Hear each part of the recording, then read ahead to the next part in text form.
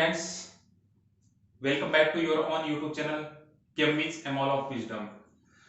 तो स्टूडेंट्स, हमने इलेक्ट्रोकेमिस्ट्री है वो स्टार्ट कर दी है। ठीक है, तो इलेक्ट्रोकेमिस्ट्री का अपना एक लेक्चर है वो हो चुका है। उस लेक्चर के अंतर्गत हमने पढ़ा था कि इलेक्ट्रोकेमिस्ट्री क्या है, जो कंडक्टर्स हैं वो कौन कौन से हैं, मेटलिक है या इलेक्ट्रोलाइट जो हैं उनके अंदर अंतर भी हमने देखे थे, इलेक्ट्रोलाइट हैं उनके टाइप्स भी हमने देखे थे। उसके बाद में जो इलेक्ट्रोलाइट्स हैं उनकी जो कंडक्टेंस है उसको प्रभावित करने वाले जो कारक हैं उनके बारे में भी हमने देखा था। तो गाइज आज के लेक्चर के अंतर्गत हम क्या देखेंगे, इलेक्ट्रोलाइसिस। तो गाइज आज हम पढ़ने वाले हैं विद्युत अपघटन। विद्युत अपघटन के इस व्याख्यान के अंतर्गत हम क्या क्या शामिल करने वाले हैं कि विद्युत अपघटन की जो पूरी प्रक्रिया है वो किस प्रकार से होती है, कि उसके अंतर्गत रासायनिक अभिक्रियाएं हैं वो कौन कौन सी होती हैं, उसके दौरान जो उत्पाद का निर्धारण है वो किस प्रकार से किया जा सकता है। ठीक है, तो गाइस स्टार्ट करते हैं हम आज इलेक्ट्रोलाइसिस। तो गाइस हमने पहले व्याख्यान के अंदर पढ़ा था कि विद्युत अपघट्य ऐसे पदार्थ होते हैं जो जलीय या विलीन अवस्था के अंदर आयन प्रदान करते हैं तथा उन्हीं आयनों के कारण उनमें चालकता होती है, यानी विद्युत का चालन वो दर्शाते हैं। तो गाइस विद्युत अपघटन क्या होता है, जब कोई भी विद्युत अपघट्य का विलयन है उसमें हम विद्युत धारा प्रवाहित करते हैं तो उसमें रासायनिक बदलाव प्रेक्षित होता है।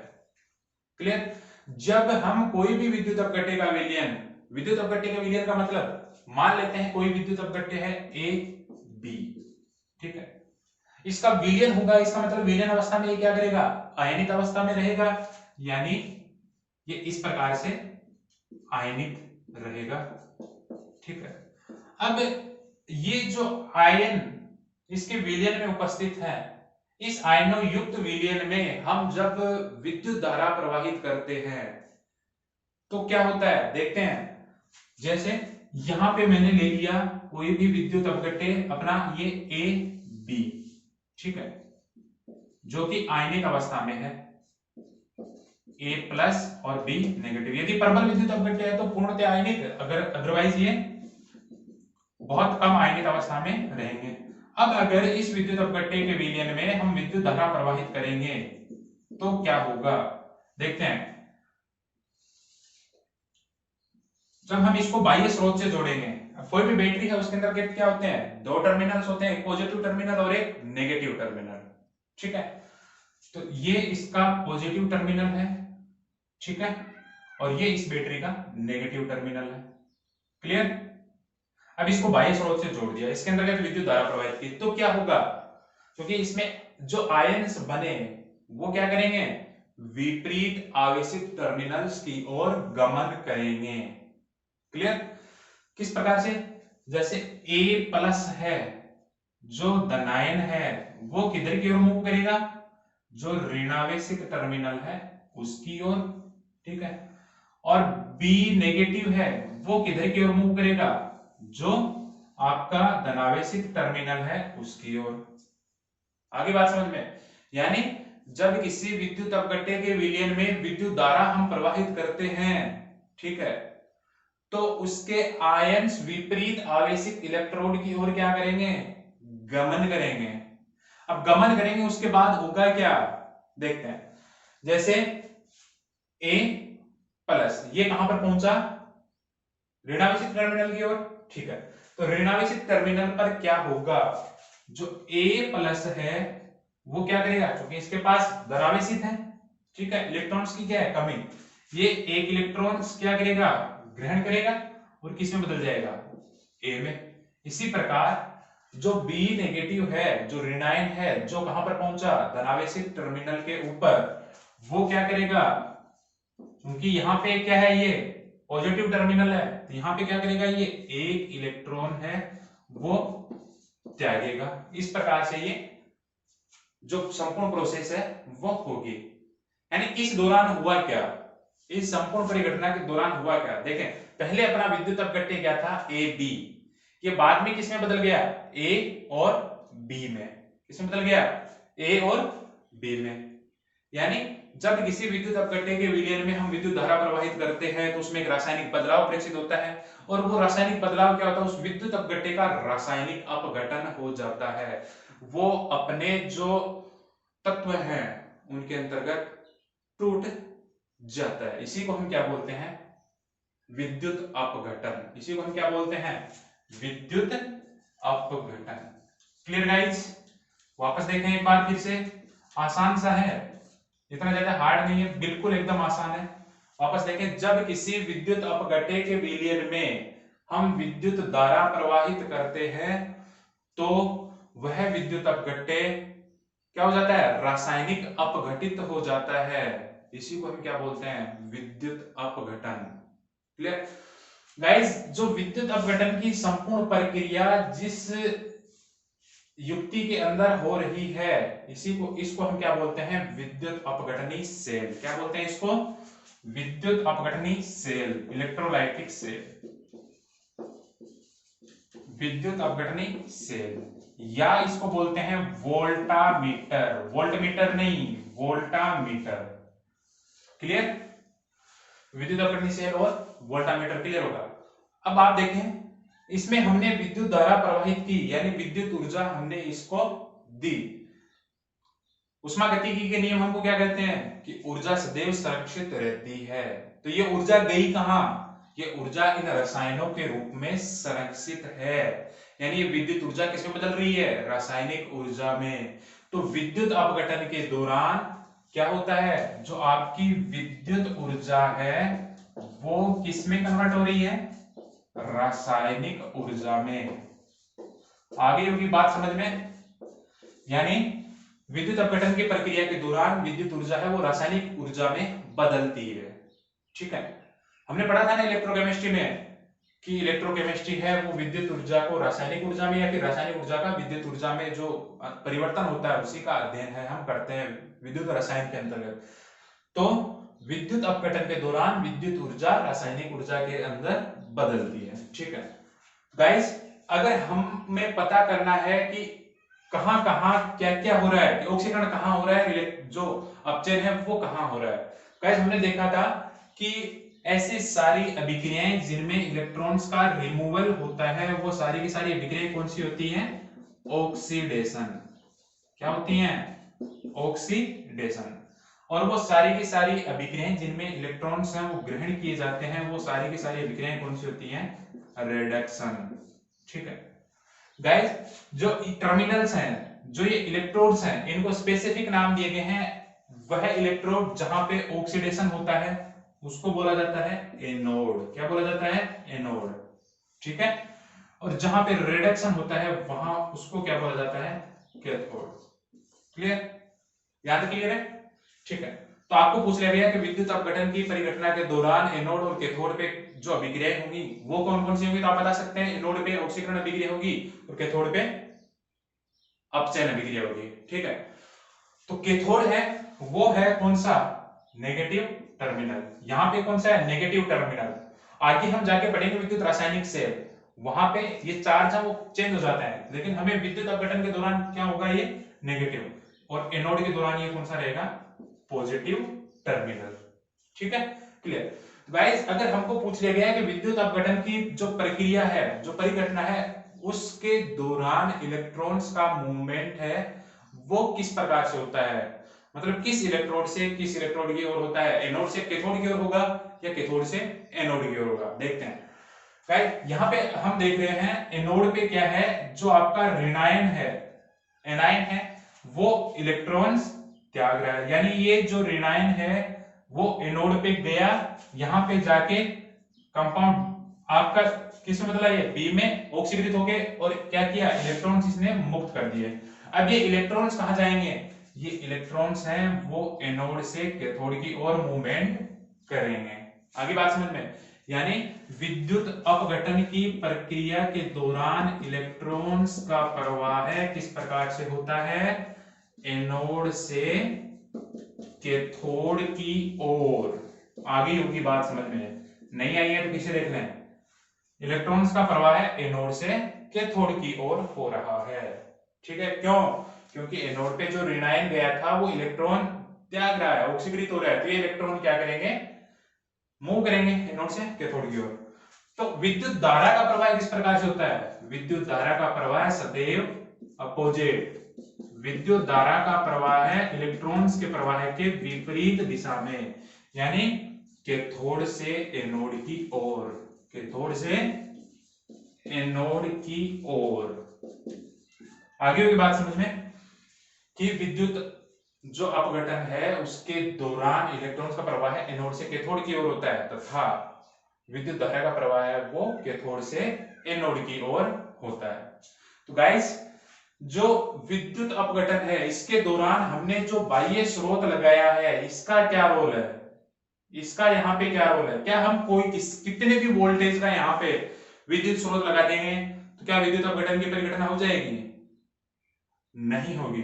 क्यों, क्योंकि इलेक्ट्रॉन्स को सॉरी जो ये आयंस हैं इनको विपरीत आवेशित इलेक्ट्रोड की ओर जाने के लिए एक विभव की आवश्यकता होगी। विभव क्या होता है, कोई भी आवेशित वस्तु है उसको एक पॉइंट से दूसरे पॉइंट तक ले जाने में किया जाने वाला कार्य, ठीक है। तो ये ऐसे जाएगा नहीं, इसमें क्या करना पड़ेगा, कोई वोल्टेज है वो लगाने पड़ेगी, विभव है वो देना पड़ेगा। तो विभव देना पड़ता है इनको विसर्जित करने के लिए, उस विभव को हम बोलते हैं विसर्जन विभव। क्या बोलते हैं, विसर्जन विभव। क्लियर, क्या बोलते हैं उसको, विसर्जन विभव। वापस देखें, इलेक्ट्रोडों पर विपरीत आवेशित जो आयन हैं उनको विसर्जित करने के लिए आवश्यक विभव है वो विसर्जन विभव कहलाता है, ठीक है। अब अगर हमने बाह्य स्रोत है वो विसर्जन विभव से कम वोल्टेज का लगाया है, जैसे ए को यहां पर कैथोड पर विसर्जित होने के लिए आवश्यक विभव चाहिए, मान लेते हैं 3 वोल्ट, और हमने वो जो बाह्य स्रोत लगाया है, जो बैटरी लगाई है वो लगाई है मान लें 2.6 वोल्ट की, तो क्या विद्युत अपघटन की परिघटना होगी, नहीं होगी। क्यों, इसको यहां तक जाने के लिए जितना जो विभव चाहिए वो इसको नहीं मिल रहा है। क्लियर हो गया होगा विसर्जन विभव क्या, कि आयंस को विपरीत आवेशित इलेक्ट्रोड्स तक जाने के लिए आवश्यक विभव क्या कहलाता है, विसर्जित करने के लिए आवश्यक विभव क्या कहलाता है, विसर्जन विभव, डिस्चार्ज पोटेंशियल। अब डिस्चार्ज पोटेंशियल जितना अधिक होगा यानी उतने ही अधिक पावर की, उतने ही अधिक वोल्टेज की आपको बैटरी लगानी पड़ेगी, यानी कम विभव की अगर हम बाह्य स्रोत जोड़ेंगे तो उससे जो आयंस हैं वो विपरीत आवेशित इलेक्ट्रोडों की ओर विसर्जित नहीं होंगे, यानी विसर्जन विभव का मान अगर ज्यादा तो जो विसर्जन होने की टेंडेंसी है, विसर्जित होने की प्रवृत्ति क्या होगी, बहुत कम। आगे होगी बात समझ में, more discharge potential less discharge tendency. इसका उपयोग कहां होता है, जैसे यहां पे 2 से अधिक विद्युत अपघट्यों का विलयन है, मान लिया यहाँ पे तो क्या है, अकेला विद्युत अपघट्य है, ठीक है। अब 1 से अधिक विद्युत अपघट्यों का विलयन ले लिया, तब क्या होगा, तब जिसका विसर्जन विभव कम होगा, जिसका विसर्जन विभव कम होगा वो आसानी से विपरीत आवेशित इलेक्ट्रोडों की ओर चला जाएगा, विसर्जित हो जाएगा। और जिस विद्युत अपघट्य का विसर्जन विभव ज्यादा होगा उसके विसर्जित होने की प्रवृत्ति क्या होगी, कम, क्योंकि उसको विसर्जित करने के लिए जो पोटेंशियल चाहिए वो चाहिए ज्यादा। क्लियर है। नेक्स्ट देखते हैं गाइस, जो विद्युत अपघटन है उस परिघटना के दौरान हम चूंकि विद्युत इसके अंदर प्रवाहित कर रहे हैं, इसमें ये अपने आप मूवमेंट नहीं कर रहे हैं, ये अपने आप नहीं हो रही है, यानी यह स्वतः प्रक्रिया नहीं है, ये क्या है, एक अस्वतः परिघटना है। क्या है, अस्वतः परिघटना है। आगे की बात समझ में क्या, कि विद्युत अपघटन है वो एक अस्वतः रेडॉक्स प्रक्रम है, अस्वतः रेडॉक्स प्रक्रम है। बात तो समझ में आई गई होगी आराम से। वापस देख लो आराम से, इजीली है, क्योंकि ये प्रक्रम है वो आसानी से नहीं हो रहा है, अपने आप नहीं हो रहा है। इसको करने के लिए हमको बाह्य स्रोत से इसके अंदर विद्युत धारा प्रवाहित करनी पड़ रही है, यानी ये क्या है, असवतः रेडॉक्स प्रक्रम है। और थर्मोडायनेमिक्स उष्मागतिकी हमको क्या कहती है, असवतः प्रक्रम के लिए जो गिब्स मुक्त ऊर्जा परिवर्तन कैसा होता है, धनात्मक। स्वतः प्रक्रम होते हैं उनके लिए क्या होता है, ऋणात्मक, और जो साम्य में होते हैं उनके लिए शून्य होता है। ठीक है, तो ये एक ऐसा होता है प्रक्रम है, यानी ये क्या है, एक गिब्स मुक्त ऊर्जा परिवर्तन में कैसा होता है, धनात्मक। गिब्स मुक्त ऊर्जा परिवर्तन यहाँ पे कैसा होता है, धनात्मक। ठीक है, दूसरा यहां पर हम देख रहे हैं, जैसे इसको हम पूरा का पूरा निकाय माने, इसको पूरा क्या माने, सिस्टम, तो इस सिस्टम पर हम कार्य कर रहे हैं विद्युत धारा प्रवाहित करके, अदरवाइज इसमें ये सिस्टम है जो निकाय है वो कार्य नहीं कर रहा है। तो यदि सिस्टम के ऊपर, निकाय के ऊपर कार्य होता है तो कार्य का मान कैसा होता है, धनात्मक। समझ गए होंगे आप बात, आपने ऊष्मागतिकी के अंदर पढ़ा होगा आसानी से, क्या पढ़ा होगा कि जैसे ये कोई निकाय है, ठीक है, अगर इस निकाय के द्वारा ऊष्मा अवशोषित की जा रही है तो ऊष्मा का मान धनात्मक होता है। इसी प्रकार यदि निकाय के ऊपर कोई कार्य किया जाता है तो वो धनात्मक होता है। इसी प्रकार अगर यदि इस सिस्टम के द्वारा ऊष्मा उत्सर्जित की जाती है तो वो होती है ऋणात्मक। इसी प्रकार अगर निकाय के द्वारा कोई कार्य किया जाता है तो वो क्या होता है, ऋणात्मक। बस यही कॉन्सेप्ट हम यहां काम में ले रहे हैं। यहां पे क्या है, निकाय है, इसके ऊपर कार्य किया जा रहा है, इसलिए कार्य का मान भी क्या होता है, धनात्मक। आगे होगी बात समझ में, क्लियर। नेक्स्ट देखते हैं गाइस। अब अगर हमको पूछ लिया जाए कि NaCl का विद्युत अपघटन है वो किस प्रकार से होता है, तो आप किस प्रकार से बताएंगे। देखें, जैसे पूछ लिया NaCl किस अवस्था में, संगलित अवस्था में। ध्यान दीजिए यहां भी क्या है, संगलित NaCl है। अगर जलीय NaCl ले लिया तो उस स्थिति में जो प्रोडक्ट है वो चेंज हो जाएंगे, क्योंकि जल एक ऐसी स्पीसीज है जो उत्पाद निर्धारण में एक महत्वपूर्ण भूमिका निभाती है। हम वापस नेक्स्ट जो इस लेक्चर के नेक्स्ट विषय में हम देखेंगे ये चीज, ठीक है। तो संगलित NaCl है, इसका विद्युत अपघटन करेंगे तो क्या होगा, देखते हैं। तो NaCl को जब हमने संगलित अवस्था में लिया, ठीक है, लिक्विड स्टेट में लिया, तो उस स्थिति में क्या होगा, ये आयनित होगा। आयनित किस प्रकार से होगा, Na प्लस Cl नेगेटिव, ठीक है। दूसरा, अब यहां पर कैथोड और एनोड पे होने वाली अभिक्रियाएं हैं वो कौन सी होंगी, देख लेते हैं। Reaction at cathode, guys cathode है उसके ऊपर कैसा चार्ज होता है विद्युत अपघटन के दौरान, ऋणावेश, ठीक है। आगे बात में नेगेटिव चार्ज होता है, और जो आपका एनोड है उस पे क्या होता है, पॉजिटिव चार्ज, ठीक है।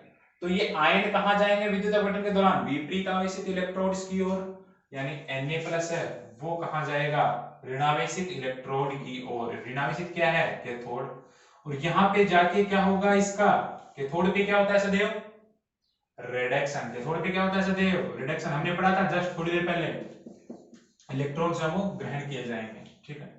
इसी प्रकार जो एनोड है उसके ऊपर क्या होगा, कैथोड पे क्या हुआ, रिडक्शन। क्या हुआ यहाँ पे, रिडक्शन। क्यों, क्योंकि इलेक्ट्रॉन ग्रहण किए जा रहे हैं, इलेक्ट्रॉन जुड़ रहे हैं एट एनोड। एनोड क्या है, धन टर्मिनल है, ठीक है। इसके ऊपर क्या होगा, जो आपका ऋणावेशित आयन है, जो एनायन है वो जाएगा क्लोराइड, और क्या होगा यहाँ पे इसका, ये इलेक्ट्रॉन त्यागेगा और किस में बदल जाएगा, अपचयित होकर क्लोरीन गैस में, ठीक है। तो आपको पूछ लिया कि संगलित NaCl के विद्युत अपघटन के दौरान कैथोड और एनोड पर होने वाली अभिक्रिया लिखें। आप आसानी से लिख सकते हैं। कैथोड और एनोड पे कौन सी अभिक्रियाएं होती हैं, रिडक्शन और ऑक्सीडेशन। कैथोड पे क्या उत्पाद बनता है, सोडियम। एनोड पे कौन सा उत्पाद बनता है, क्लोरीन, क्लियर। इसी प्रकार से अगर पूछ लिया कि HCl का विद्युत अपघटन हो तो उस स्थिति में क्या होगा, अगर HCl का हम विद्युत अपघटन करेंगे, क्या करेंगे, वही विद्युत अपघटनी सेल, उसके अंतर्गत क्या भरेंगे हम, अंदर क्या भरेंगे, HCl। अब HCl आयनित होगा किस प्रकार से, HCl H प्लस और Cl नेगेटिव में। H प्लस कहां जाएगा, कैथोड के ऊपर, कैथोड पे क्या करेगा, ये H प्लस है, ये क्या करेगा, इलेक्ट्रॉन्स ग्रहण करेगा, किसमें बदल जाएगा, H2 गैस में, यानी अपचयन अभिक्रिया हुई, इलेक्ट्रॉन्स ग्रहण हो रहे हैं। इसी प्रकार एनोड पे क्या होगा, एनोड पे क्या कौन से आयन जाएंगे, क्लोराइड आयन, और क्लोराइड आयन क्या करेंगे, क्लोरीन गैस में बदल जाएंगे, एक इलेक्ट्रॉन को त्याग के, क्लोरीन अणु दो है तो दो इलेक्ट्रॉन का त्याग करके। तो गाइस आप समझ गए होंगे कि विद्युत अपघटन की प्रक्रिया है वो किस प्रकार से होती है नॉर्मली, ठीक है। तो गाइस विद्युत अपघटन की जो परिघटना है उसके दौरान जो उत्पाद का निर्धारण है वो हम किस प्रकार से करते हैं वो हम जस्ट अभी देखेंगे, ठीक है। तो गाइस विद्युत अपघटन की जो परिघटना है ये केवल तब ही होती है जब हम ये जो इलेक्ट्रोड प्रयुक्त कर रहे हैं, जो हम कैथोड और एनोड के तौर पे इलेक्ट्रोड हैं वो प्रयुक्त कर रहे हैं, वो कैसे हो, अक्रिय तथा अविलेय। ये भी ध्यान देने वाली बात है, क्या हो, अक्रिय तथा अविलेय इलेक्ट्रोड जब प्रयुक्त किए जाएंगे तभी ये परिघटना होती है। कब होती है, जब अक्रिय तथा अविलेय इलेक्ट्रोड, जैसे प्लेटिनम, ग्रेफाइट, ये सारे इलेक्ट्रोड जब हम प्रयुक्त करते हैं तभी होती है। अगर हमने कोई सोल्यूबल इलेक्ट्रोड ले लिया उस स्थिति में क्या होगा, अगर हमने कोई अक्रिय इलेक्ट्रोड नहीं लिया और अविलेय इलेक्ट्रोड नहीं लिया, हमने विलेयशील इलेक्ट्रोड ले लिया, तब क्या होगा, तो गाइस परिणामी तौर पे कोई विद्युत अपघटन की परिघटना नहीं होती है। कैसे नहीं होती है, एग्जांपल के तौर पे देखते हैं। जैसे यहां पर मैंने कॉपर सल्फेट का विलयन है, विद्युत अपघट्य है क्या, कॉपर सल्फेट, ठीक है। इसका विद्युत अपघटन मैंने कॉपर इलेक्ट्रोड लेके करवाया, क्या, कॉपर इलेक्ट्रोड है उसको लेके करवाया, तो क्या होगा, क्या होगा, देखें CuSO4 है वो किस प्रकार से आयनित हुआ, CuSO4 है वो किस में आयनित हुआ, Cu2 plus plus SO4 2 minus, ठीक है, कॉपर आयन था सल्फेट आयन के अंतर्गत, ठीक है। अब ये जो कॉपर आयन बने ये कहां जाएंगे, कहां जाएंगे, कैथोड पर, क्लियर, कहां पे जाएंगे, कैथोड पे, क्योंकि ये कहां जाएंगे, विपरीत आवेशित इलेक्ट्रोड की ओर, कहां जाएंगे, विपरीत आवेशित इलेक्ट्रोड की ओर, और विपरीत आवेशित इलेक्ट्रोड पे जाके क्या करेंगे, दो इलेक्ट्रॉन्स ग्रहण करेंगे और क्या बना लेंगे, कॉपर, कहां पर, एड कैथोड, ठीक है। यहां तक तो क्लियर है, ठीक है। नेक्स्ट अब ये यहां पर चले गए, कॉपर +2 आयन थे वो कहां पर चले गए, यहां पे जाके जमा हो गए, ठीक है।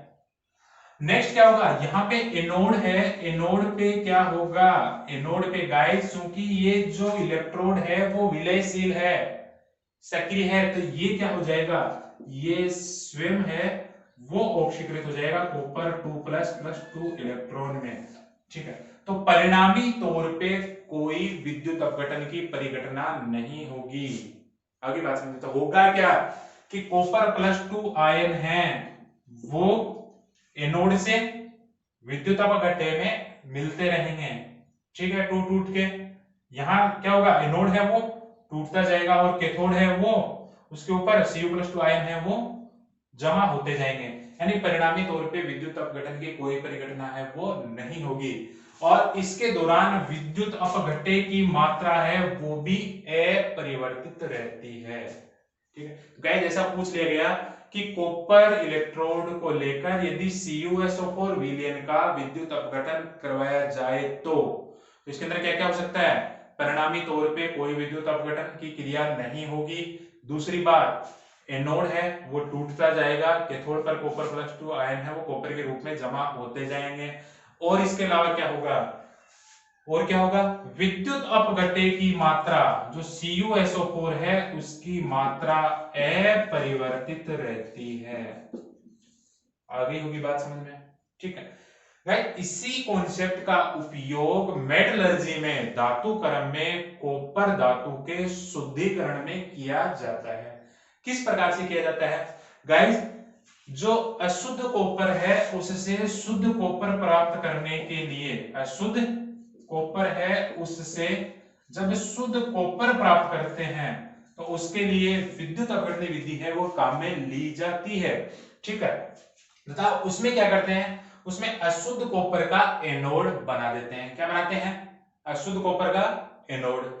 किस प्रकार से देखते हैं वापस इसी को।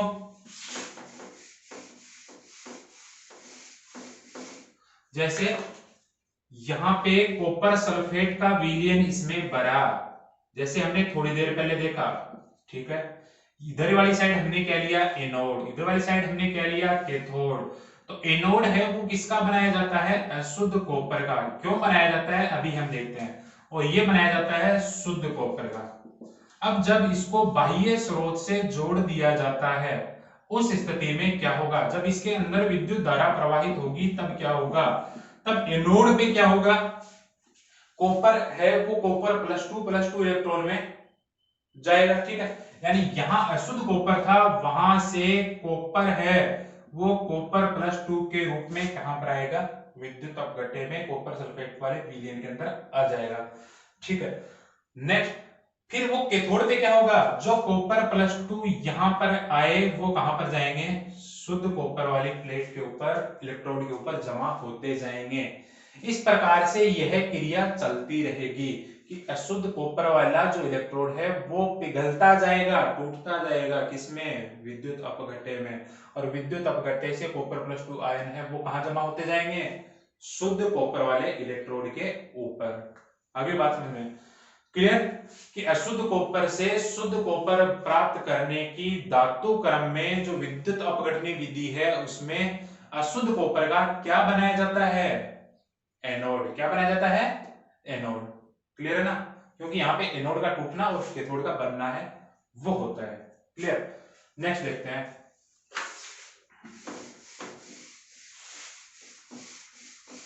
गाइस हम पढ़ रहे हैं विद्युत अपघटन। ठीक है, आपको समझ में आ रहा होगा। अगर किसी प्रकार की क्वेरी है तो आसानी से आप कमेंट बॉक्स में लिख सकते हैं, आपका जवाब है वो आपको मिल जाएगा। ठीक है, नेक्स्ट देखते हैं हम इलेक्ट्रोप्लेटिंग। विद्युत अपघटन है, इस घटना का एक बहुत ही महत्वपूर्ण अनुप्रयोग है वो है विद्युत लेपन, इलेक्ट्रोप्लेटिंग। गाइस इलेक्ट्रोप्लेटिंग है उसमें क्या होता है? इलेक्ट्रोप्लेटिंग कहते किसे हैं? विद्युत लेपन है वो कहते किसको है?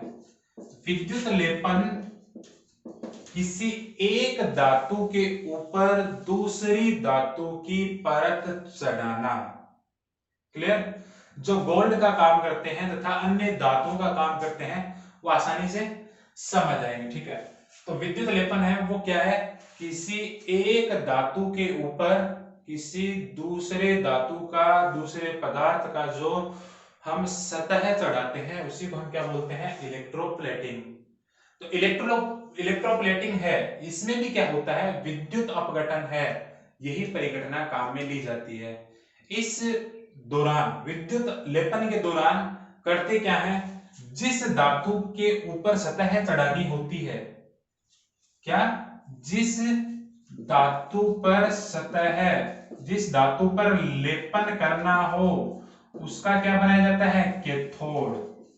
तथा जिस धातु की परत बनाई, जिस धातु की सतह चढ़ाई जानी है उसको हम क्या किसके तौर पे लेते हैं? विद्युत अपघट्य के तौर पे काम में लेते हैं। किसके तौर पे काम में लेते हैं? विद्युत अपघट्य के तौर पे। कैसे लेते हैं देखते हैं एक बार फिर से। जैसे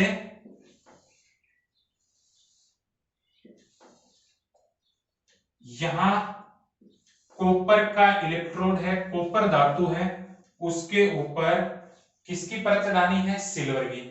आपको बोल दिया कि तांबे के ऊपर या सीयू के ऊपर एजी की फॉइल, एजी की परत है वो चढ़ानी है। तो कैसे क्या करेंगे? यहां पे हमने सीयू है, इसका हमने क्या लेंगे? कैथोड। सीयू का क्या बनाएंगे? कैथोड। सीयू को हम किसके तौर पे काम में लेंगे? कैथोड के तौर पे। और एनोड किसका बनाएंगे? एनोड कोई भी इनर्ट इलेक्ट्रोड ले सकते हैं, प्लेटिनम ले सकते हैं, ग्रेफाइट ले सकते हैं, एनीथिंग एल्स, ठीक है। और Ag है, इसको हम किस प्रकार से काम में लेंगे? Ag यहाँ पे Ag आयनों का विद्युत अपघट्य के तौर पे काम में लेंगे।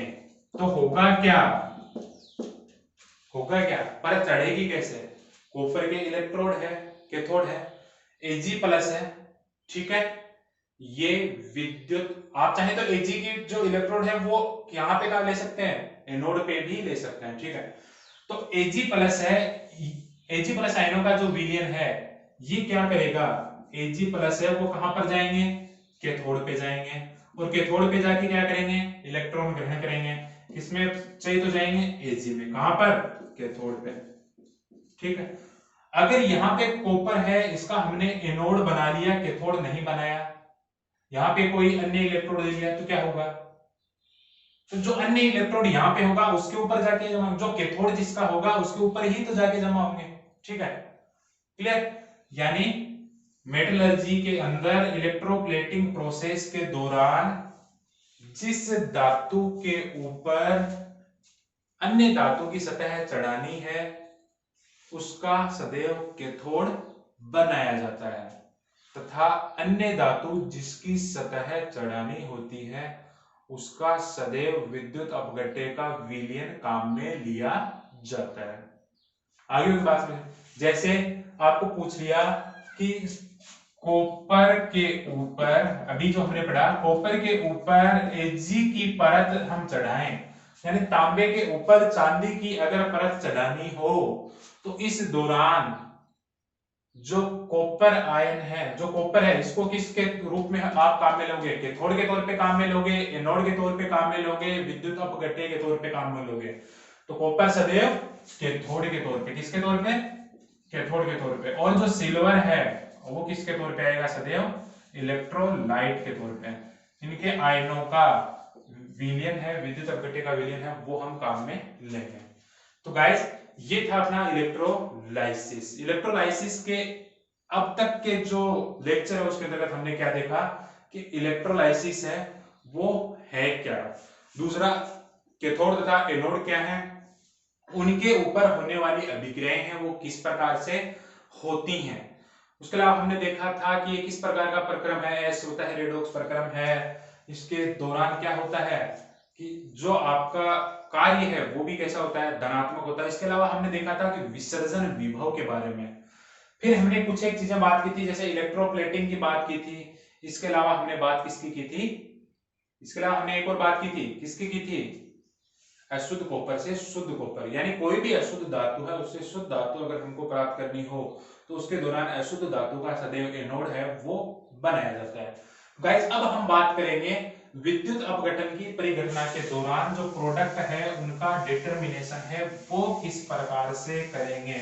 अगर संगलित अवस्था में कोई धातु है, यानी प्योर अवस्था में अगर कोई धातु है, कोई विद्युत अपघट्य है, प्योर अवस्था में कोई इलेक्ट्रोलाइट है, तो उसका जब हम इलेक्ट्रोलाइसिस करते हैं तो उस दौरान जो प्रोडक्ट बनते हैं वो केवल उनके अंदर उपस्थित अवयव हैं, उनके घटक अवयव हैं, उनके बनते हैं। जैसे हमने थोड़ी देर पहले बात की थी कि NaCl जब संगलित अवस्था में अगर हम विद्युत अपघटन करते हैं तो इससे प्रोडक्ट कौन से बनते हैं? कैथोड पे सोडियम और एनोड पे क्लोरीन गैस है वो रिलीज होती है। कब? जब शुद्ध अवस्था में हो, केवल संगलित अवस्था में हो। लेकिन यदि कोई विद्युत अपघट्य जलीय अवस्था में या जलीय विलयन उसका प्रयोग किया जाए तो उत्पाद क्या होंगे? गाइस जलीय विलयन की स्थिति में उत्पाद हैं वो परिवर्तित हो जाते हैं कई स्थितियों में। क्यों? क्योंकि जल एक ऐसी स्पीसीज है जिसका ऑक्सीकरण और अपचयन दोनों संभव है। ऑक्सीकरण और अपचयन किस प्रकार से संभव है देखते हैं। गाइस अगर जल है, अगर ये ऐसी स्पीसीज है जिसका ऑक्सीकरण भी हो सकता है और जिसका अपचयन भी हो सकता है, किस प्रकार से? गाइस ये इस प्रकार से क्या हो सकता है? ऑक्सीकृत भी हो सकता है, इस प्रकार से क्या हो सकता है, ऑक्सीकृत भी हो सकता है तथा अपचयित किस प्रकार से हो सकता है, इस प्रकार से अपचयित भी हो सकता है। क्लियर। यहां पे आप देख रहे हैं इलेक्ट्रॉन्स है रिलीज हो रहे हैं, यहां पे ऑक्सीजन -2 से कहां पे जा रहा है, शून्य स्टेट में। ठीक है, इसी प्रकार यहां पे क्या है, हाइड्रोजन प्लस से शून्य में जा रहा है। ठीक है, यानी इलेक्ट्रॉन्स है वो गेन हो रहे हैं। तो जल एक ऐसी स्पीसीज है जो उत्पाद निर्धारण में अपनी भूमिका भी निभाता है। क्यों? क्योंकि ये जिस विद्युत अपघट्य के साथ रहता है उसके साथ विद्युत अपघटन के साथ में क्या करता है, कॉम्पीट करता है। कैसे करता है देखते हैं। अगर जलीय अवस्था में कोई विद्युत अपघट्य लिया जाएगा, उस स्थिति में कैथोड और एनोड पे दो दो अभिक्रियाएं होंगी। कैसे होंगी, जैसे एक्वस NaCl लिया, क्या लिया, एक्वस NaCl। तो एक्वस NaCl की स्थिति में जो NaCl है वो जलीय अवस्था में कैसे रहेगा, ये स्वयं क्या रहेगा, आयनित अवस्था में रहेगा। ठीक है, अब इसका अगर हम विद्युत अपघटन करेंगे जलीय अवस्था में, तो नंबर एक बात, सोडियम है, ये आयन, सोडियम जो आयन है ये कहां पर जाएंगे, कैथोड पे जाएंगे, और कैथोड पे जाके होनी कौन सी अभिक्रिया चाहिए कि सोडियम आयन कैथोड पे जाके एक इलेक्ट्रॉन ग्रहण करें और किसमें बदल जाएं, सोडियम में। ठीक है, इसी प्रकार कहां पे होनी चाहिए, कैथोड पे। ठीक है, इसी प्रकार एनोड पे कौन सी अभिक्रिया होनी चाहिए कि जो क्लोराइड आयन है वो इलेक्ट्रॉन्स त्याग दें और किसमें बदल जाएं, क्लोरीन गैस में, होनी ये चाहिए। लेकिन जलीय अवस्था है तो जल है उसका भी क्या होगा, कैथोड पे ये अभिक्रिया, एनोड पे ये अभिक्रिया, यानी दो अभिक्रियाएं होंगी, होनी चाहिए। अब इनमें प्रोडक्ट किसका बनेगा, यही हम पढ़ने वाले हैं। हम कैसे डिसाइड करें कि प्रोडक्ट सोडियम बनेगा कि हाइड्रोजन बनेगा। इसी प्रकार यहां पे प्रोडक्ट क्लोरीन बनेगा कि ऑक्सीजन बनेगा। क्यों? क्योंकि ये अभिक्रिया है। एनोड पे अगर हमको पूछ लिया कि एनोड पे कौन सी अभिक्रिया होगी, कैथोड पे कौन सी अभिक्रिया होगी, ठीक है, तो भी हम डिसाइड नहीं कर पाएंगे। तो इसके लिए आपको सिर्फ और सिर्फ इतना ध्यान रखना है कि सबसे पहले हम देखते हैं कैथोड पे प्रोडक्ट का निर्धारण कैसे करें। कहां पे, कैथोड पे। गाइस सिंपल है, एकदम आसान है। यदि S और P ब्लॉक मेटल हैं, क्या है, S और P ब्लॉक मेटल आयन हैं। ठीक है, किस अवस्था में बात कर रहे हैं हम, जलीय अवस्था में। क्योंकि अगर प्योर अवस्था में, केवल संगलित अवस्था में रहेंगे तो उस स्थिति में तो उत्पाद केवल और केवल उनके घटक तत्वों का बनेगा। जैसे NaCl संगलित था तो उससे Na और क्लोरीन बनेगा, जैसा हम पहले विद्युत अपघटन के दौरान पढ़ गए हैं। लेकिन जलीय अवस्था में अगर कोई S और P ब्लॉक मेटल आयन है, उस स्थिति में उत्पाद जल के कारण H2 बनता है, जल के कारण H2 बनता है। सीधा सा आपको ध्यान में रखना है। क्यों बनता है, हमने बात की थी ना, विसर्जन विभव। अब इनमें से जिसका विसर्जन विभव कम होगा उसी का क्या बनेगा, मेन प्रोडक्ट बनेगा। आगे बात समझ में।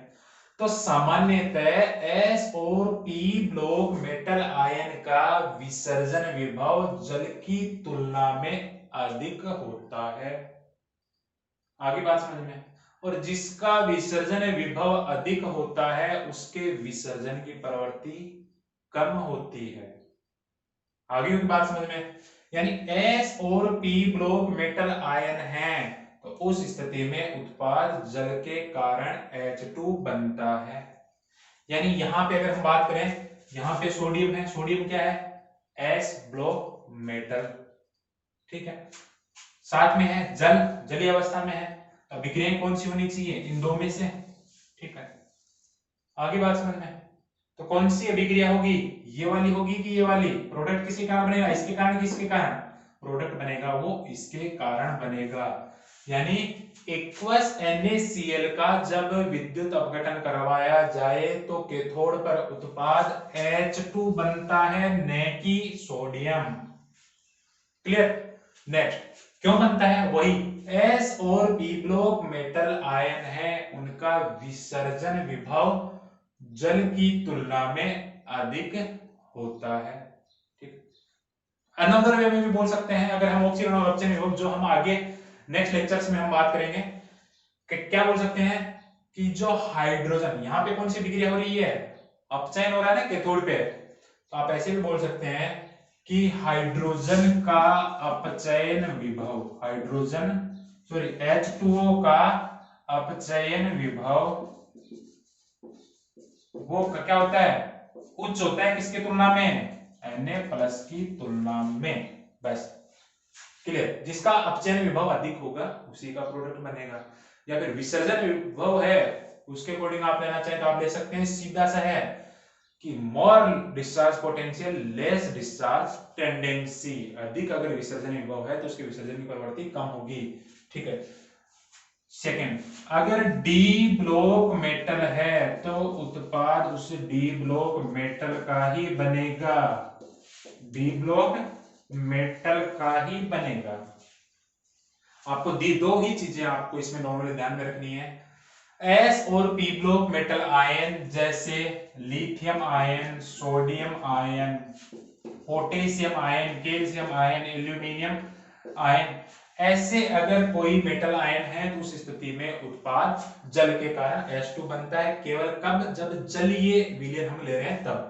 ठीक है। इसी प्रकार डी ब्लॉक मेटल आयन है जलीय विलयन में तो उत्पाद क्या बनेगा, डी ब्लॉक मेटल का ही बनेगा। किस प्रकार से, जैसे हमने ले लिया एक्वस CuSO4 सॉल्यूशन। ठीक है, ठीक है, तो एक्वस CuSO4 है तो यहाँ पे Cu क्या है, अगर आपको पूछ लिया, अगर नॉर्मल स्टेट में देखें तो यहाँ पे कैथोड पे उत्पाद क्या बनना चाहिए, कॉपर। क्या बनना चाहिए, कॉपर। क्यों, क्योंकि ये कॉपर 2+ है, वो कहां पर जाएंगे, कैथोड पे जाएंगे, किसमें जाएंगे, कॉपर में। ठीक है।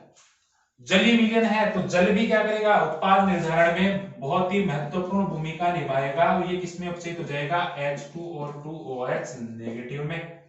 अब इस स्थिति में प्रोडक्ट इसका ये बनेगा कि ये बनेगा, कौन सा बनेगा, तो आपको इतना सा ध्यान रखना है कि डी ब्लॉक मेटल्स जैसे Cu, Ag, इस प्रकार की जो भी धातुएं हैं, उन धातुओं की स्थिति में प्रोडक्ट डी ब्लॉक मेटल का ही बनता है। किसका बनता है, डी ब्लॉक मेटल का ही बनता है। आगे बात समझ, ये नहीं बनता। क्यों नहीं बनता, क्योंकि डी ब्लॉक मेटल आयन है, उनका विसर्जन विभव जल की तुलना में कम होता है। आगे की बात समझे, बार बार बोल रहा हूं मैं, विसर्जन विभव आपको इतना याद रखना है, मोर डिस्चार्ज पोटेंशियल, अधिक डिस्चार्ज विभव है, अधिक विसर्जन विभव है तो less discharge tendency, less discharge tendency. बस इतना सा ध्यान रखना है, क्योंकि कई बार विसर्जन विभव के रूप में कोई क्वेश्चन पूछ लिया जाता है कि एक्वस CuSO4 के विद्युत अपघटन के दौरान कैथोड पर कॉपर बनता है, क्यों, और ये ऑप्शन है वो विसर्जन विभव के रूप में दे दिए, तो हमको किस प्रकार से देखना है कि जिसका विसर्जन विभव कम है वही क्या बनाता है, प्रोडक्ट बनाता है। ठीक है, तो डी ब्लॉक मेटल आयन की स्थिति में उत्पाद डी ब्लॉक मेटल्स का ही बनता है। क्यों, क्योंकि इनका विसर्जन विभव जल की तुलना में कम होता है, जिसका कम होगा उसी का क्या बनेगा, प्रोडक्ट बनेगा। ठीक है, और अपचयन विभव के स्थिति में हम देखें तो जिसका अपचयन विभव अधिक होगा उसका बनेगा। हम नेक्स्ट इस चैप्टर के हिस्से में हम देखेंगे। ठीक है, तो ये तो बात हुई अपनी कैथोड की, किसकी बात हुई, कैथोड की। ठीक है, अब अगर एनोड की बात करें तो एनोड पे भी आपको दो ही पॉइंट मेनली ध्यान में रखने हैं।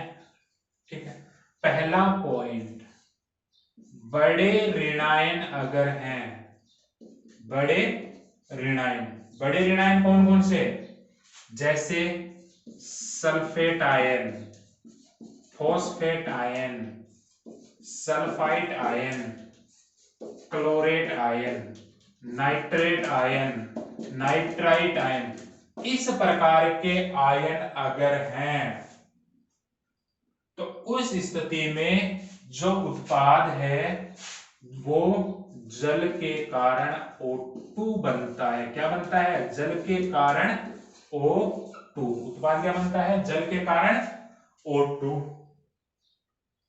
बढ़ गया है ना?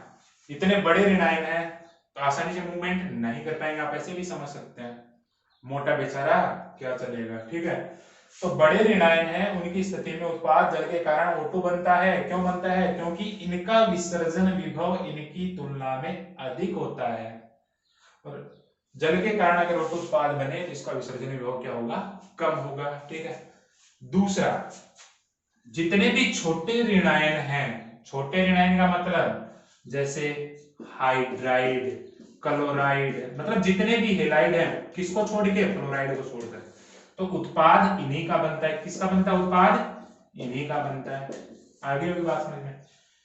छोटे ऋणायन जैसे हाइड्राइड, क्लोराइड, ब्रोमाइड और आयोडाइड हैं, उस स्थिति में उत्पाद इन्हीं का बनता है। अगर फ्लोराइड है तो फ्लोराइड की उस स्थिति में उत्पाद क्या बनता है? जल के कारण ऑक्सीजन ही बनता है। क्लियर? हम एग्जांपल्स देखेंगे। यहां तक कोई दिक्कत है? वापस देख लें एक बार। कैथोड पे जो प्रोडक्ट डिटर्मिनेशन होगा वो किस प्रकार होगा? यदि जलीय विद्युत अपघट्य विलयन है उस स्थिति में, यदि S और P ब्लॉक मेटल आयल हैं, ठीक है, तो उस स्थिति में उत्पाद जल के कारण H2 बनता है। आपको इतना ध्यान में रखना है। पूछ लिया क्यों बनता है, तो S और P ब्लॉक मेटल जैसे lithium ion, sodium ion, potassium ion, इनका विसर्जन विभव उच्च होता है। ठीक है, दूसरा हम कह सकते हैं इनका अपचयन विभव कम होता है, आसानी से अपचयित नहीं होते, क्योंकि हाईली ऑक्सीडाइजेबल मेटल्स हैं, आसानी से ऑक्सीकृत होने वाले। ऑक्सीकरण विभव उच्च होता है, अपचयन विभव नहीं। ठीक है, अपचयन विभव क्या होता है? इनका कम होता है। ठीक है, डी ब्लॉक मेटल आयन की स्थिति में प्रोडक्ट डी ब्लॉक मेटल्स का ही बनता है। क्यों बनता है? क्योंकि इनका विसर्जन विभव जल की तुलना में कम होता है, या फिर हम बोल सकते हैं अपचयन विभव है वो उच्च होता है। ठीक है, एनोड पे प्रोडक्ट किस प्रकार से डिसाइड करेंगे कि अगर बड़े ऋणायन हैं जैसे sulphate, phosphate, sulphite, nitrate, nitrite, इस प्रकार के कार्बोनेट, इस प्रकार के जो आपके ऋणायन हैं, तो उस स्थिति में उत्पाद जल के कारण ऑक्सीजन बनता है। और यदि फ्लोराइड है, F नेगेटिव, उस स्थिति में भी जल के कारण क्या बनता है? O2। क्लियर?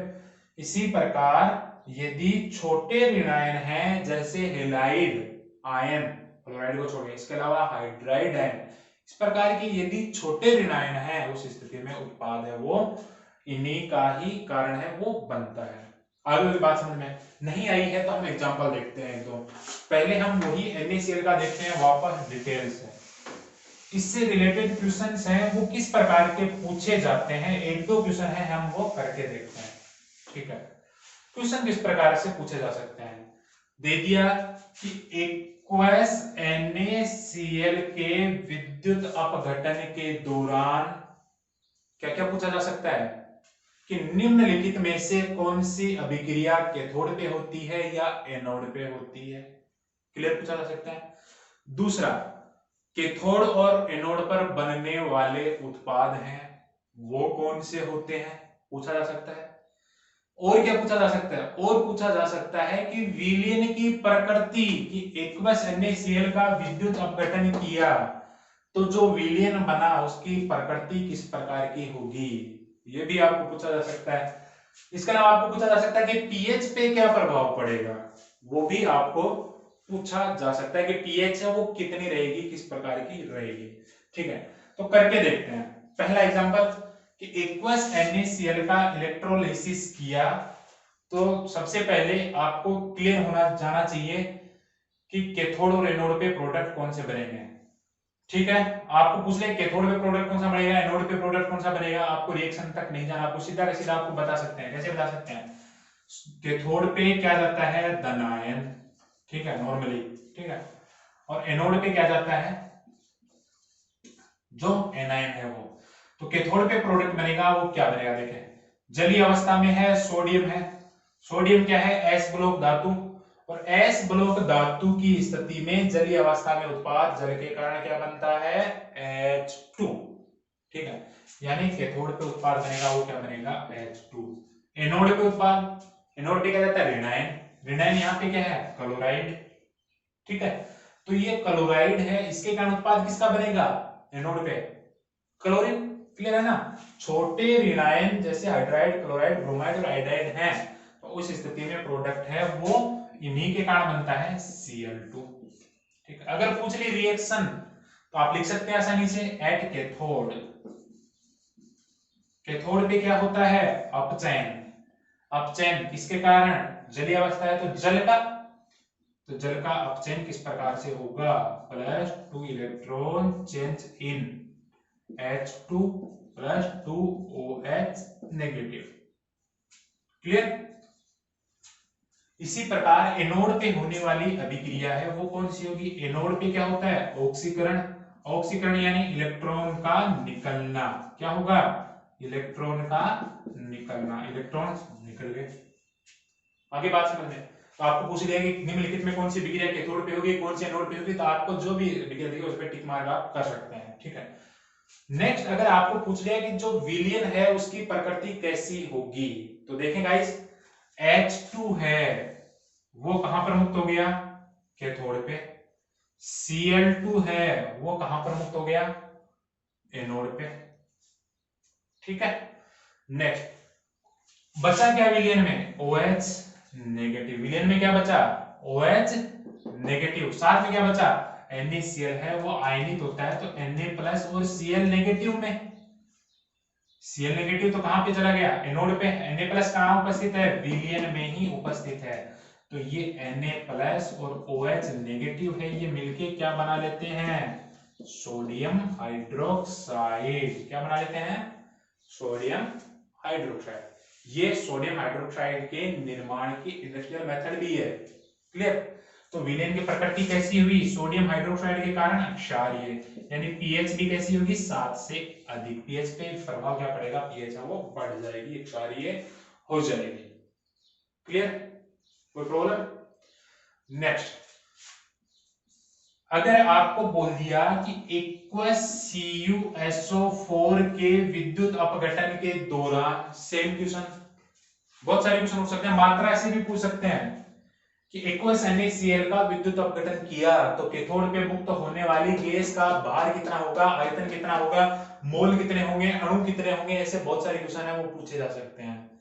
तो इस स्थिति में हमको फैराडे का नियम जो हम अगले व्याख्यान में हम पढ़ने वाले हैं उसके आधार पे करना होगा, ठीक है। एक्वस CuSO4, तो एक्वस CuSO4 है वो किस रूप में आयनित रहेगा, Cu2+ SO4 2- के तौर पे, ठीक है। अब जलीय अवस्था है, तो जलीय अवस्था में जब उत्पाद बनते हैं तो किस प्रकार से बनेंगे, कैथोड और एनोड पे होने वाली अभिक्रियाएं हैं वो कौन सी होंगी, देखें। कॉपर क्या है, डी ब्लॉक धातु, तो डी ब्लॉक मेटल की स्थिति में उत्पाद डी ब्लॉक मेटल का ही बनता है, यानी उत्पाद बनेगा वो किसके कारण बनेगा, कॉपर के कारण ही बनेगा। कैथोड पे क्या होता है, अपचयन, तो copper 2+ +2 electron change in copper, clear. इसी प्रकार एनोड, एनोड पे प्रोडक्ट कैसा बनेगा, देखें यहाँ पे क्या है, सल्फेट आयन, क्या है, सल्फेट आयन। अगर केवल क्या होता है, ये जलीय अवस्था में नहीं होता, उस स्थिति में तो इसका क्या हो सकता था, ऑक्सीकरण हो सकता था, ठीक है। लेकिन चूंकि ये जलीय अवस्था में है, जलीय अवस्था में बड़े ऋणायन सल्फेट, फॉस्फेट, सल्फाइड, क्लोरेट या नाइट्रेट, कार्बोनेट, इनकी स्थिति में उत्पाद है वो जल के कारण O2 बनता है, यानी H2O, ठीक है, किसमें बदल जाएगा, H2O किसमें बदल जाएगा, O2 में, साथ में और क्या, O2 + H+, साथ में क्या मुक्त होंगे, इलेक्ट्रॉन। अगर यहां पे इसको संतुलित करें तो ये क्या हो जाएंगे, 1 से 2 इलेक्ट्रॉन, तो 2 ऑक्सीजन से कितने जाएंगे, 4 इलेक्ट्रॉन, इस प्रकार के। तो ये उत्पाद क्या बनेगा O2 और इसके कारण क्या बनेगा कॉपर। तो आप पूछ रहे एक्वस CuSO4 के दौरान कैथोड और एनोड पे मुक्त होने वाले पदार्थ कौन से होंगे, कॉपर तथा ऑक्सीजन। अब विक्रियाएं कौन सी होंगी, विक्रियाएं ये दोनों होंगी, ये नहीं होगी। अगर संगलित अवस्था में है तो उस स्थिति में ये विक्रिया होगी, ये बनेगा प्रोडक्ट, ठीक है। नेक्स्ट, अब विलयन की प्रकृति किस प्रकार की होगी, विलयन की प्रकृति किस प्रकार की होगी, देखें कॉपर +2 है, ये कैथोड पे गया, अपचयित होकर कॉपर में रूप में ये निक्षेपित हो गया। सल्फेट आयन है वो विलयन में उपस्थित है, साथ के साथ जल है, इसके कारण ऑक्सीजन के रूप में ये अपघटित हो गया, साथ में क्या बना H+, जल विलयन में क्या रहेंगे H+, और H+ और SO4- मिलके क्या बना लेते हैं सल्फ्यूरिक अम्ल। सल्फ्यूरिक अम्ल के निर्माण की संपर्क कक्ष विधि है वो इसी प्रकार से है, ठीक है। तो H+ + SO4- change in H2SO4, यानी विलयन की प्रकृति कैसी रहेगी अम्लीय। आगे होगी बात समझ में, ठीक है, यानी pH है वो 7 से क्या रहेगी कम रहेगी, ठीक है। नेक्स्ट और एग्जांपल देखते हैं, आपको सिर्फ इतना बताना है कि कैथोड और एनोड पे प्रोडक्ट है वो क्या है, देखना है, साथ साथ करने की कोशिश कीजिएगा। जैसे मैं यहाँ पे लिख रहा हूं जो विद्युत अपघट्य हैं उनका नाम, देखना है आपको कि कैथोड पे प्रोडक्ट क्या बन सकता है, एनोड पे क्या बन सकता है, देखते हैं। यहां पे लिख रहा हूं मैं इलेक्ट्रोलाइट, ठीक है, इधर लिख रहा हूं मैं कैथोड पे बनने वाले प्रोडक्ट और एनोड पे बनने वाला प्रोडक्ट क्या होगा, ठीक है। ले रहे हैं पहले, जैसे CaCl2 पहला एक्वस स्टेट में, aqueous AlCl3, aqueous Na2SO4, aqueous CuSO4, अभी देख लिया है तो वैसे बता देंगे आपको। इसी प्रकार एक्वस CaH2, और भी ले सकते हैं, बहुत सारे हैं, एक्वस AgCl। तो गाइस देखें हम CuCaCl2 है, कैल्शियम क्लोराइड की स्थिति में आपको पूछ लिया कि प्रोडक्ट कैथोड एनोड पे क्या बनेगा, आपको समझ में आ गया है तो आप आसानी से बता सकते हैं। कैल्शियम क्या है P ब्लॉक मेटल या S ब्लॉक मेटल, कौन सी S ब्लॉक मेटल, तो S ब्लॉक मेटल की स्थिति में जो प्रोडक्ट है वो क्या बनेगा H2, ठीक है। यहाँ पे क्या है क्लोराइड, और क्लोराइड के कारण उत्पाद किसके कारण बनता है, क्लोराइड के कारण Cl2, यहाँ पे Al और Cl3, तो Al के कारण एल्यूमिनियम क्या है P ब्लॉक मेटल, ठीक है, बोरोन परिवार में, तो एल्यूमिनियम है P ब्लॉक है, P ब्लॉक की स्थिति में उत्पाद जल के कारण H2 और क्लोरीन के कारण क्लोरीन, ठीक है। Na2SO4 देखें तो सोडियम है, तो सोडियम में जल के कारण H2, और सल्फेट में जल क्या है बड़ा ऋणायन, और बड़े ऋणायन की स्थिति में जल के कारण क्या बनेगा ऑक्सीजन, ठीक है। CuSO4 में Cu देखें तो ये क्या है D block metal, D block metal की स्थिति में प्रोडक्ट किसका बनता है डी ब्लॉक का Cu। SO4 क्या है बड़ा ऋणायन, बड़े ऋणायन की स्थिति में और जल के कारण O2। CaH2 को देखें तो Ca क्या है यहाँ पे S block metal, S block metal की स्थिति में प्रोडक्ट H2, और यहाँ पे क्या है हाइड्राइड आयन H- आयन है, इसके कारण भी क्या बनेगा H2, यानी CaH2 की स्थिति में कैथोड और एनोड दोनों पे क्या मुक्त होगी हाइड्रोजन गैस। AgCl, AgCl की स्थिति में देखेंगे तो Ag क्या है डी ब्लॉक मेटल, यानी प्रोडक्ट क्या बनेगा Ag, और Cl के कारण क्या बनेगा Cl नेगेटिव, Cl नेगेटिव की तुलना में क्या बनेगा इसके कारण Cl2। तो गाइस ये था अपना इलेक्ट्रोलाइसिस और इसके कारण प्रोडक्ट डिटरमिनेशन किस प्रकार से हम करेंगे, ठीक है। उम्मीद है आपको समझ में आया होगा, ठीक है। एक चीज और होती है कि धातुकरण के दौरान जो डाउ प्रोसेस है उसके अंदर हम जब NaOH है जो निर्माण करते हैं उसके अंदर हम क्या काम में लेते हैं संगलित NaCl काम में लेते हैं, क्या काम में लेते हैं हम संगलित Na, जो डाउ प्रोसेस है उसके द्वारा, कौन सी प्रोसेस डाउ प्रोसेस के द्वारा जो सोडियम धातु का निर्माण करते हैं उस स्थिति में संगलित NaCl काम में लेते हैं, क्यों, ठीक है। जलीय NaCl है वो काम में नहीं लेते, क्यों नहीं लेते, क्योंकि जलीय NaCl अगर हम काम में लेंगे तो जो डाउ प्रोसेस में कैथोड के ऊपर सोडियम धातु मुक्त हो रही है, उसके बजाय क्या मुक्त हो जाएगी? अगर जलीय NaCl होगा, क्या होगा? जलीय NaCl होगा, उस स्थिति में उत्पाद क्या बन जाएगा? H2। सोडियम है उसका निर्माण नहीं होगा। इसी कारण क्या करते हैं, डाउ प्रोसेस है उसके दौरान संकलित NaCl काम में लिया जाता है, नहीं कि जलीय NaCl। तो गाइस आज के इस लेक्चर में हमने क्या पढ़ा? विद्युत अपघटन। विद्युत अपघटन में हमने क्या क्या पढ़ा है कि विद्युत अपघटन है क्या, उसके बाद हमने पढ़ा उत्पाद का निर्धारण है वो किस प्रकार से किया जाता है। उम्मीद है आपको समझ में आया होगा। देखते हैं 1-2 मिनट में वापस हमने क्या क्या पढ़ा है। विद्युत अपघटन है क्या? विद्युत अपघटन, जब किसी विद्युत अपघट्य के विलयन में हम विद्युत धारा प्रवाहित करते हैं तो वो रासायनिक रूप से अपघटित हो जाता है, इसी को हम क्या बोलते हैं? विद्युत अपघटन। विद्युत अपघटन में प्रयुक्त युक्ति विद्युत अपघटन सेल होती है, जो विद्युत ऊर्जा को रासायनिक ऊर्जा में बदलती है। इसके लिए जो गिब्स मुक्त ऊर्जा है तथा कार्य का मान धनात्मक होता है।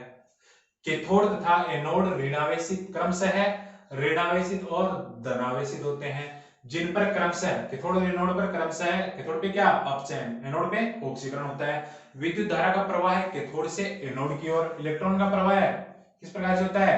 एनोड से कैथोड की ओर। ठीक है। उसके बाद में हमने देखा था कि इसके लिए सदैव हमें अक्रिय तथा अविलेय इलेक्ट्रोड हैं वो प्रयुक्त किए जाने चाहिए, क्योंकि अगर ये प्रयुक्त नहीं करेंगे तो परिणामी तौर पे कोई विद्युत अपघटन की परिघटना नहीं होगी, केवल एनोड का टूटना और कैथोड का बनना ही जारी रहता है। ठीक है। इसी प्रकार हमने देखा था अशुद्ध कॉपर से शुद्ध कॉपर बनाते हैं तो इस स्थिति में अशुद्ध कॉपर का एनोड बनाया जाता है। इलेक्ट्रोप्लेटिंग में भी हमने देखा था कि इलेक्ट्रोप्लेटिंग के दौरान जिस धातु के ऊपर सतह चढ़ाई जाती है उस धातु का कैथोड तथा जिस पदार्थ की जिस धातु की सतह चढ़ानी होती है उसका विद्युत अपघट्य का विलयन काम में लेते हैं। इसके अलावा हमने देखा था कि जो विपरीत आवेशित इलेक्ट्रोड हैं उनके ऊपर आयंस को विसर्जित करने के लिए आवश्यक विभव विसर्जन विभव होता है। विसर्जन विभव का मान जितना अधिक होगा विसर्जन की प्रवृत्ति उतनी ही कम होगी। ठीक है। नेक्स्ट हमने देखा था प्रोडक्ट डिटर्मिनेशन। तो प्रोडक्ट डिटर्मिनेशन किस प्रकार से करना है? एस और पी ब्लॉक मेटल आयन है, उस स्थिति में उत्पाद जल के कारण हाइड्रोजन गैस बनती है। डी ब्लॉक मेटल है, उस स्थिति में उत्पाद डी ब्लॉक धातु आयन के कारण ही बनता है। ठीक है। जैसे कॉपर +2 आयन है तो कॉपर बनेगा।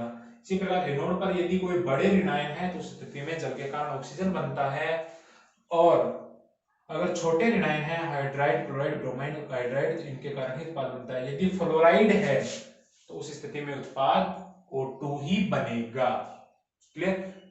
तो ये था गाइस आज का अपना लेक्चर नंबर 2 इलेक्ट्रोकेमिस्ट्री का। इस चैप्टर के अंतर्गत इस लेक्चर के अंतर्गत हमने सिर्फ और सिर्फ इंक्लूड किया है इलेक्ट्रोलाइसिस को, वो इसलिए ताकि अगर हम विस्तृत अध्ययन करेंगे तो शायद अपने को अच्छे से समझ में आएगा और हम प्रतियोगी परीक्षाएं हैं उनके अंतर्गत आसानी से इससे रिलेटेड क्वेश्चन है वो कर पाएंगे।